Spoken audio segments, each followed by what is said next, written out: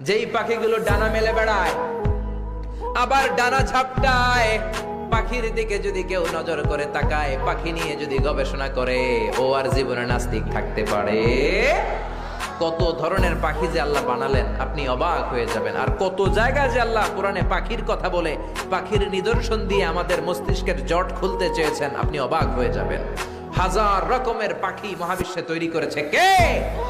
পাখির দিকে তাকালে আপনি বুঝবেন পাখির একজন মালিক, পাখির একজন রব আছে না নাই? আলপিন সুইফট নামে আল্লাহ একটা পাখি বানিয়েছেন, সাউথ ইউরোপে পাওয়া যায়। এটাকে তারা বলে সুইফট বার্ড।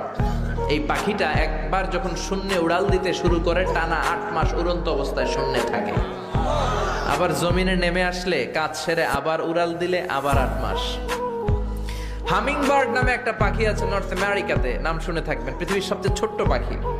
এটার প্রাপ্ত বয়স যখন হয় মাত্র 3 ইঞ্চি এটার সাইজ হয়।